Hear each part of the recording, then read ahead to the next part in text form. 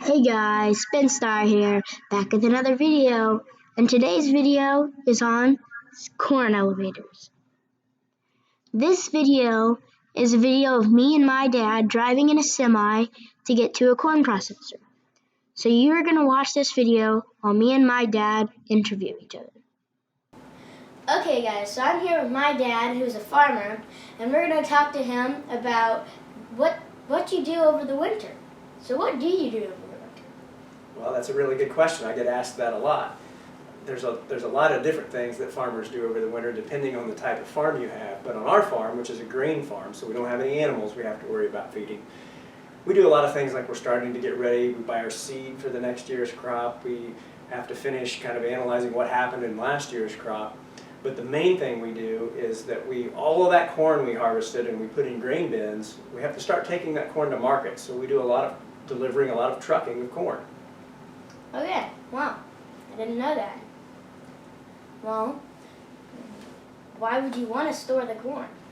Well, think about it. It's supply and demand. You've had some supply and demand economics in school, I'm sure, but at a time when there's a lot of something, it's not worth as much. At a time of the year when there's not as much of something, it's worth more.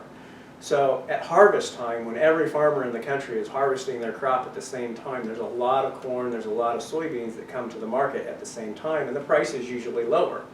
So if you're a farmer that has the ability to put it in a grain bin and store it until later, you can get more, you can sell your product for more later because the market needs that corn at a time of the year that's not harvest time. They want you to keep it and they're willing to pay you to keep it until they need it.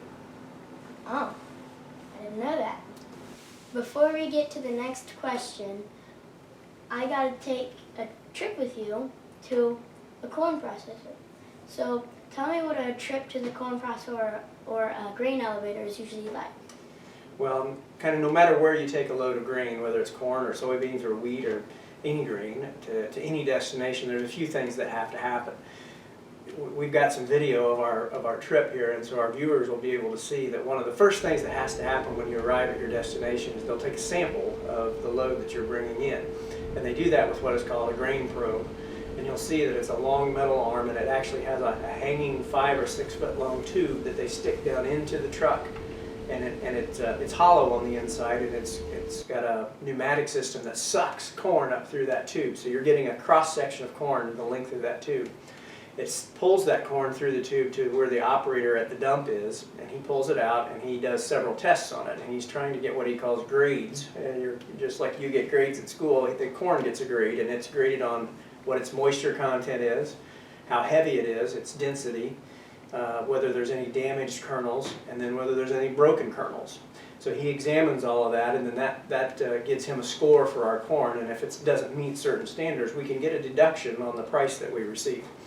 And then you pull onto a scales, and it's a long scales, usually 80 feet long or longer, because it weighs an entire semi-load of corn.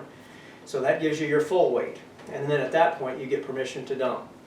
So we'll back up and we'll unload, and you'll see that you unload from the bottom. There's 2 hoppers in each truck.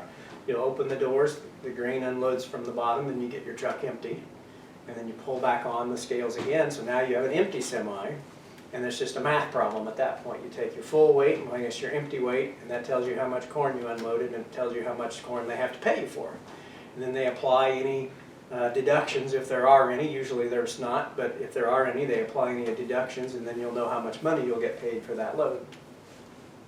Okay, so that's basically what it's like to go on a trip to a corn elevator or corn processor. To the next question. Okay, so what is your corn usually used for when you take it? Well, we do a lot of different things, or have a lot of different uses on our farm. So some of our corn goes to an ethanol plant. So they grind it up and they kind of cook it, and they use it to make ethanol, which is a fuel for our cars and trucks. Some of it is taken to a plant, a processor, where they grind it up. They make a food product for it. They make a flour, like a corn flour, and they use it in things like corn flakes, or they use it in the breading for a chicken nugget product that you eat. It's for human consumption. It's used as a food product. And some of it goes to just a local grain elevator. And what they do with it is more their decision than it is mine, but oftentimes what they do is they load a tremendous amount of corn at once onto a train, and they send it to places where they need it as feed for animals. So there's different uses for our corn, and all of it's really important. All of it contributes to further uses down the food chain.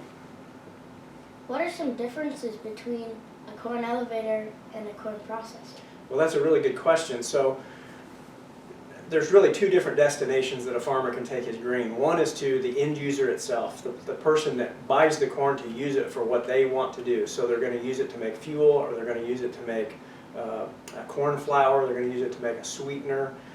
But when you take it to them, it gets processed right on site and used. So that's a processor. If you take it to a local grain elevator, on the other hand, they're kind of a middleman. They accumulate corn and soybeans from farmers in a local area, and then they can sell larger amounts to an end user. So they perform a very important function, because some processors, some end users don't want to have to deal with 50 different farmers. They would rather call one grain elevator and get a whole train load of corn with one call. So sometimes it's easier for the local farmer to go to the elevator, because elevators are usually close. They're usually right next to a rail line, which gives them access to a lot of different end users, and it can be very convenient for the farmer. On the other hand, if you go to a processor often pays more than the elevator does, because they don't have to pay that middleman to do some work that they did themselves by calling the farmer directly. Oh, cool. So, would you prefer to go to a grain elevator or a processor?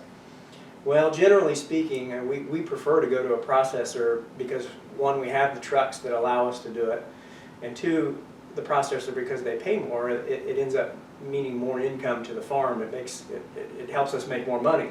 So we like to do that. But there are times when it makes a lot more sense to go to the elevator, because you need to move a lot of grain quickly, and with an elevator being closer, you can turn your trucks over much faster. You can make a lot more trips back and forth in a shorter amount of time, and sometimes that's important when you need to move a lot of grain to raise a lot of money quickly, or when you just need to do it because you have a contract and you have to fulfill that contract in a short amount of time.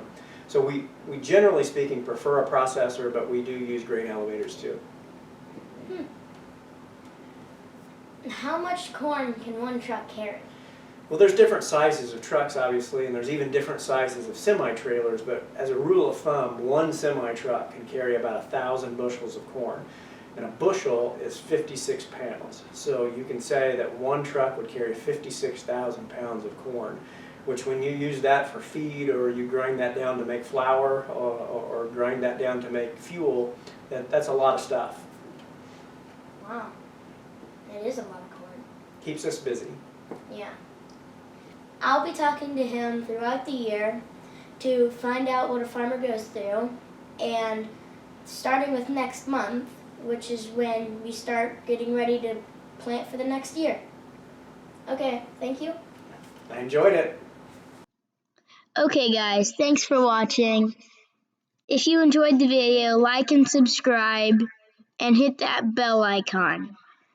Thanks for watching, and I'll see you next month.